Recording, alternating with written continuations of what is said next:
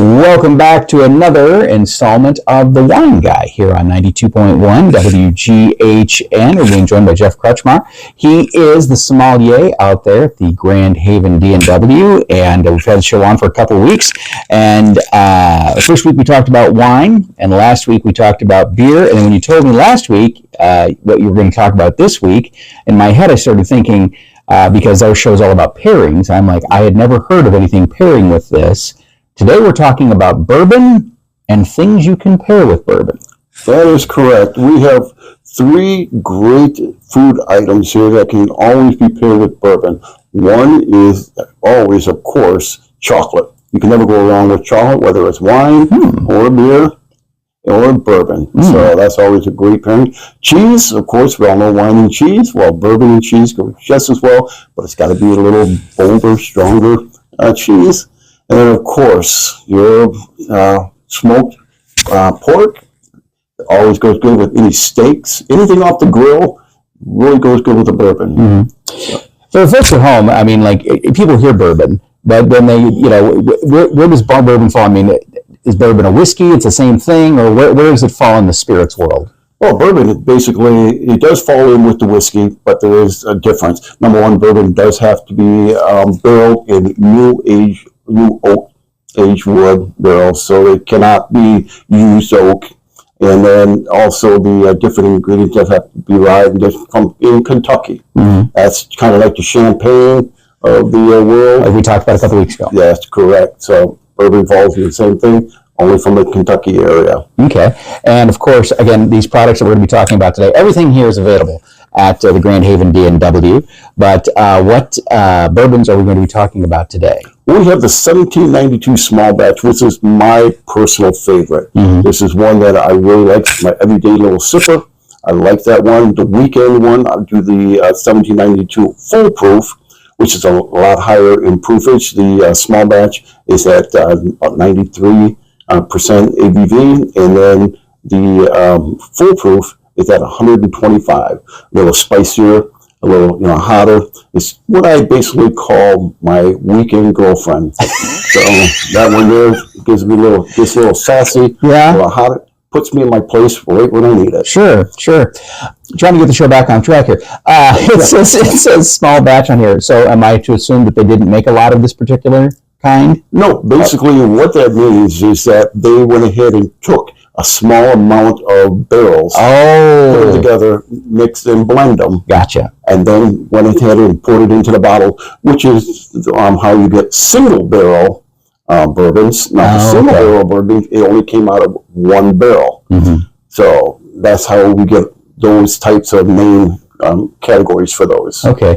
And then just for the folks out there, because now I'm curious, how long does it take from when you, how long does it take to make a bourbon? Usually the minimum is usually 4 years. Oh, okay. So it goes from 4 years, all the way up to 25 years, 30 years, even higher sometimes. Right. And then they put them in the oak barrels because when the oak interacts with the bourbon, it makes the flavor. That's correct. All the nuances that comes out with it. Okay. All right. They have charred barrels like that in there where they actually put fire inside the barrel, burn it, and then goes through there, which gives you that smoky flavor in the bourbon. Okay. All right. Yeah. And like that. And these all hail from the great land of Kentucky. That's correct. Okay. And then we also have, which is another one, the 1792 now is an everyday good. You will be able to find it. Occasionally it's a little hard to find, but normally, typically, it's very easy. The other one that I brought here is the Blantons. Blantons is one of those what we call allocated bourbons. Allocated bourbon means that they make a small amount of it, then they disperse it out. People are always searching for it. The big bourbon guys are always on the hunt for that. I cannot tell you how many times a day I get somebody coming in, D&W, and asking, do you have Blantons? Do you have Eagle Rare? Do you have Elmer Green Tea? So those are the types that are very allocated, hard to get, but yet we get them on a frequent rotation. And so I'm always happy when someone comes in and asks for it, and I can provide it. Okay. And then again, as we've learned in our tastings of beer and wine, it's the same rules, the pouring in the glass and the whole shebang. That's correct. And especially on your nose, you're going to get a lot different nuances in there, especially like with the cinnamons and the smokiness. So you'll get that in there, and again, when you put it in, let it coat your mouth, and then go ahead and sip it down. Now, on some of the higher proof ones, you're going to get that burn. Mm-hmm. So if you don't like that burn, just make sure you look at the bottles and you get the lower proofs. Most of your normal batches are going to be anywhere between 80 to 94. When you get something that's called bottled in bond, that means it's definitely 100 proof. And then anything after that, you'll get your special reserve, your small batches, your single barrels are definitely going to be a little higher sometimes. Mm-hmm. So okay, all right. Well, we've done a lot of talking here, Jeff. Why don't we let's get down to the show? I kind of noticed we got a side guest in here. He's also kind of we have a special audience today, and just making sure everything's above board. Yeah. Get his ID first. Okay, and he's pouring the bourbon now. We got the 1792 small batch. And then that's a very strong smell. When you say strong smell, what does it mean? Like the alcohol? Yes. I mean, it's not overpowering. I mean, it lets you know that you're in the big leagues. That's for sure. Yeah. But you go ahead and you pull off on that. What are the other little nuances, things that you will spice? There's a spice to it. I see our audience has already had his. But it's clean. It's a clean smell. Yeah. And it's, I like the vanilla. Yeah. I hint of cinnamon. I actually, because of it's oak, but I smell it like a woody flavor, like a pine. Yeah, I smell like a pine, like a very, very strong pine. From the wood. Okay. All right, I'll go ahead and give it a taste. There you go. Yes. So as you get that, like I said, hold it in your mouth. Right in there.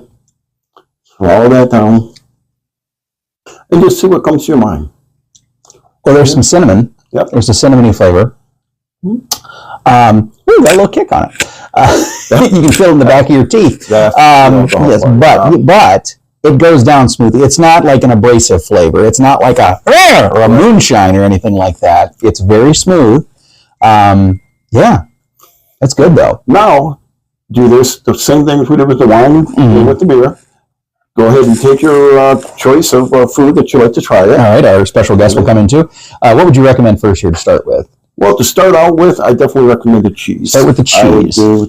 Take a little bit of cheese. Little piece of Gouda here. We have some smoked Gouda, which will bring out some of the smokiness in there. Right. That's what we want to do. We want to bring flavors out. We don't want to overpower the flavors. And now again, for the folks at home, so we know how to do this, you take a little bite of this, then you let it sit in your mouth a second, and then you take a hit of this, and that's the science. There you go. There you go. Okay, here we go. There you go. Wow, smoky. Yep.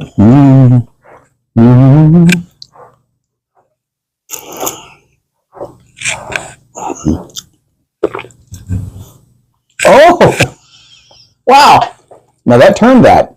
I did not. Wow!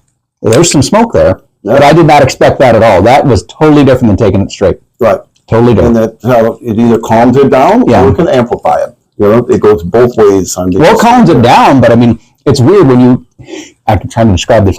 When you taste it, it's like it swirls over in your mouth. It's like it twists, and then boom, there's a big plume of smoke at the end of it. But I mean, it's cool. It's really cool. Yeah. I like that.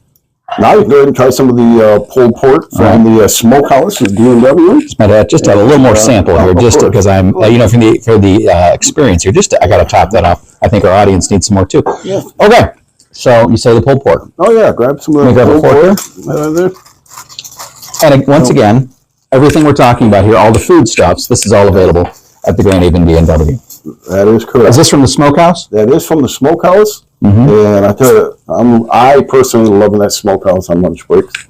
Where's the smokehouse located? Is it over in the corner? It's over by the dairy, by the deli section, donuts.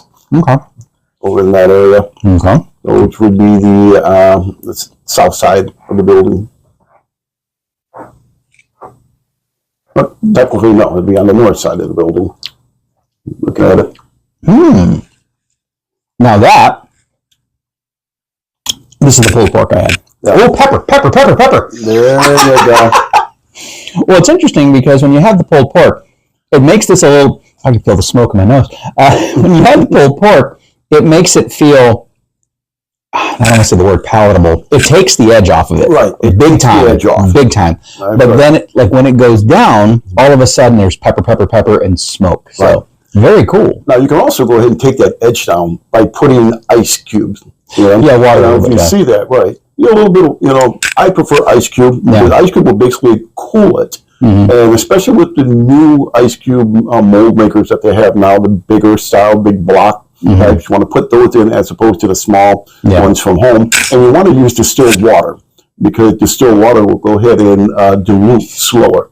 Mm-hmm. I think the bigger format, so you don't really want to water it down. I remember Grandma we had a saying where, Grandma wants some dirty water. Yeah. I always ask Grandma, they would do like the Kessler's and water. Yeah. Dilute it down. They called it, in our house, it was called dirty water. Yeah.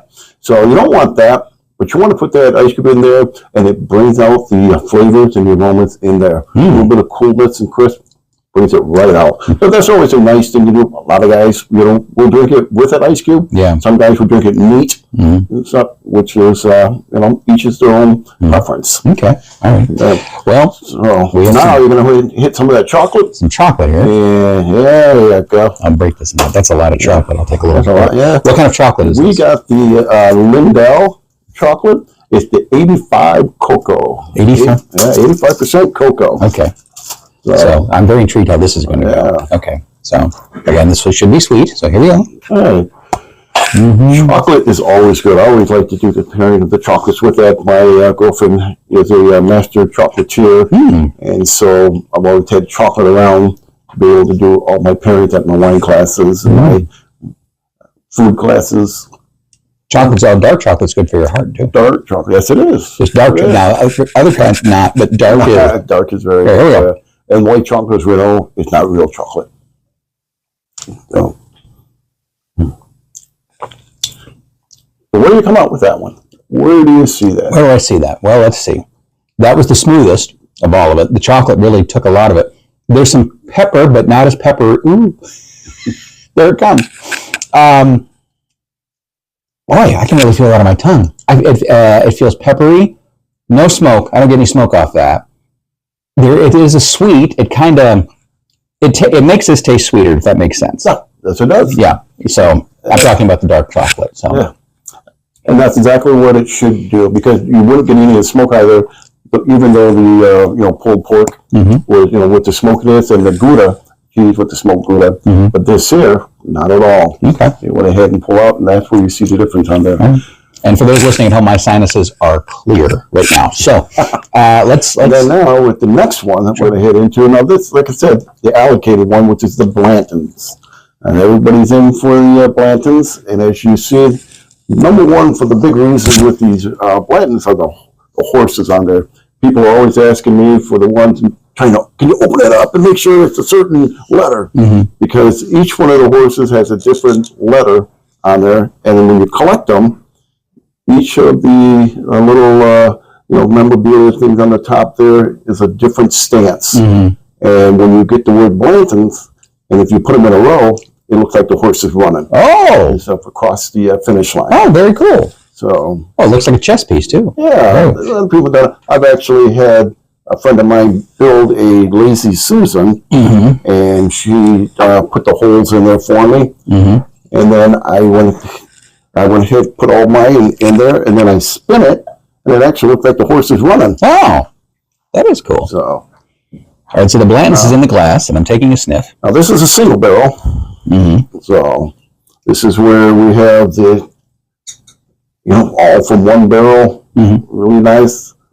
And the funny thing about these are all considered high rye bourbons, which means they have, the rye which has a little bit of the sweetness into it, as opposed to some of the other bourbon that don't have a little tiny sweet at all. They're just really big and bold.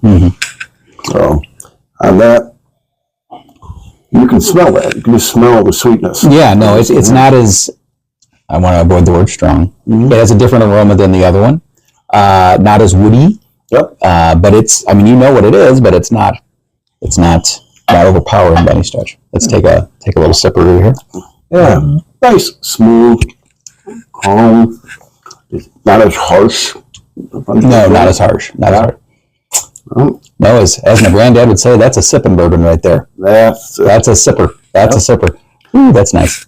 That's true. And both of these are really good, even if you're going to make an old fashioned. You know, they really have a great ability to make a Manhattan, an old fashioned with these. But when you start getting into the single barrels, and you don't really want to start to mix those into the drinks. Yeah. Personally. Yeah, I gotcha. Okay. Well, again, if you go down the line here with the tasting, I definitely highly recommend starting that. Start with your just jump to the pulled pork if you like. Yeah, pulled pork. And again, you'll see the difference between this one versus the 1792. Yeah. All right. A lot of pulled pork over here. Yeah. There we go. All right, have a little pulled pork. There we go. Well, I'm starting to feel like DoorDash. You guys tip well. I tip. All right. So we got the pulled pork, and the pulled pork very good, by the way. Moist, good. I take some of this home and I'll make sandwiches with the with the buns. It's always good. And they also have, I think, about 4 or 5 different sauces that you can actually bring back with you.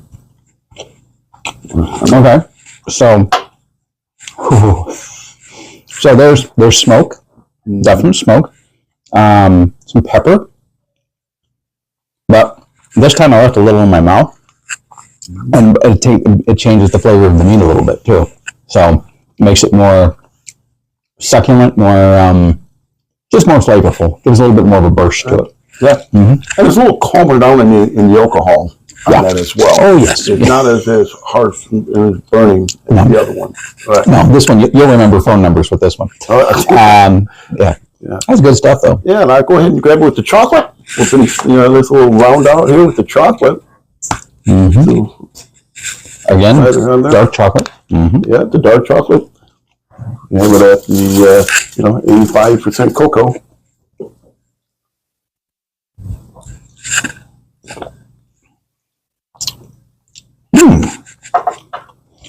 Okay, now this go around. So I was a little chocolate in my mouth. When that stuff hits the chocolate just bursts with flavor. You can just feel it go pow right in your mouth. So, yeah. It's like a firework. Because I'd left a little in the corner of my little cheeky and boom, it went off. So, very cool. But, a question I have when we talk about all this stuff is, like, how do you learn all these pairings? I mean, are they in a great book somewhere? And when you become a sommelier, you learn all this stuff, or is a lot of it trial and error? A lot of it's trial and error. Okay. As a young kid, like I said, I grew up in Lithuania, born and raised in Lithuania. We didn't drink water with our meals because of the fact that someone had a great idea of invention of using lead pipe or steel pipes, for our water system, and it didn't work too well, and so we would always, have something else to drink. Wine was our number one choice, but then we also had, some whiskey as well as some beer and stuff to drink with our meal. But I've been, sampling drinking. Not, when I say I've been drinking as a young kid, I'm not sitting around with a 6-pack, like I was in college. Yeah. No. It came on later. Yeah, and through trial and error. Right. That's how you learn all this stuff. Okay. Well, again, this is Jeff Kretschmar. He is the sommelier at the Grand Haven B&W. Everything we've been talking about here, the Blanton's bourbon, and also the 1792, and then the pulled pork, the Gouda cheese, and the dark chocolate. All of this is available at the Grand Haven B&W. These are on the shelf right now, correct? Yes, they are. They are, all right. And then, Jeff, as we've been telling people, we want them to come out and see you. We want them to come out and take part in this thing. Because it's always good to ask questions. Don't just, if you're going to a party or something and you're going to get a bottle of something, why not ask an expert? Because then you look like you know what you're doing, because you don't want to bring a bottle of Thunderbird to a very high-end event. That's correct. And like with the things like with the allocated bourbons, especially the Blantons and stuff, those are not something sitting out on the shelves that you can get. Those, because of the fact that they're allocated and everybody's looking for them, they will hoard them up. They will, just buy up as much as they want. I go ahead and want to make sure that everybody has the opportunity to have some.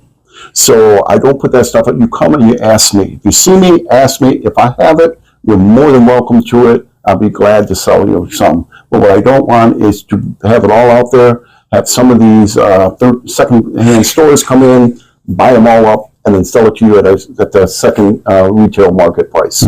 So everybody gets a chance for it, and if I have it, ask. It's yours. Okay. Folks, this is Jeff Crutchmeyer from the Grand Haven BMW, and a reminder, he is out there every day of the week except Wednesday and Sunday.